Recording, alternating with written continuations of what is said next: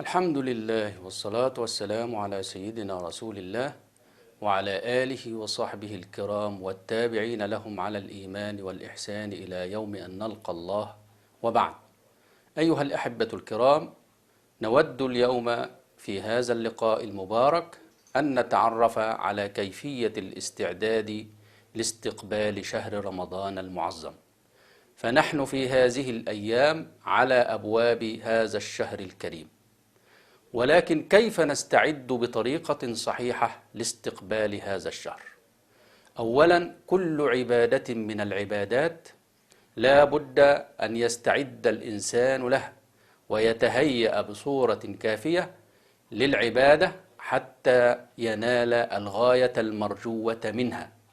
فالله سبحانه وتعالى جعل الصلاة مثلا قبلها الآذان، والأذان يشعر الناس بدخول وقت الصلاة، وبعد ذلك الوضوء، ثم بعد ذلك السعي إلى المسجد، ثم بعد ذلك عندنا أيضا السنة، سنة تحية المسجد، والسنة القبلية التي تكون قبل الصلاة. هذا بالنسبة للصلاة. أيضا قبلها الإيمان، الله سبحانه وتعالى يقول: فاعلم أنه لا إله إلا الله. فلا بد أن يسبق الإيمان المعرفة والعلم.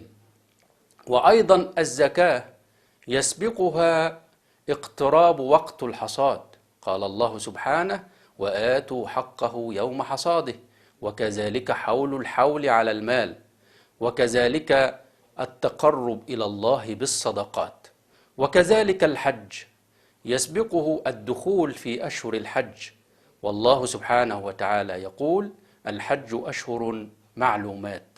وكذلك يسبقه التجهز لهذه الرحلة الطويلة، وكذلك يسبقه الإحرام من الميقات، وكذلك يسبقه أيضا العمرة.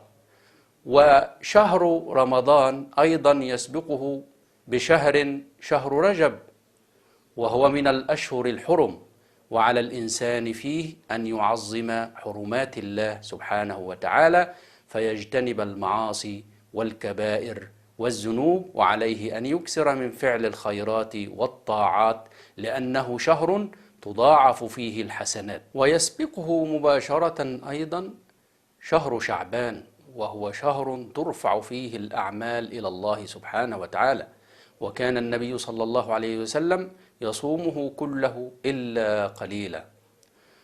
وأيضا من الأشياء التي يستعد بها الإنسان للدخول في شهر الصيام أن يكثر من قراءة القرآن، فشهر رمضان هو شهر القرآن.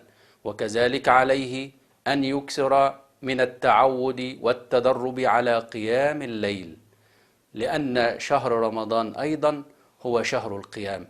نسأل الله سبحانه وتعالى أن يكتبنا في هذا الشهر الكريم من القائمين ومن الصائمين ومن القارئين لكتابه الكريم. وصلى الله وسلم على سيدنا محمد وعلى آله وصحبه أجمعين.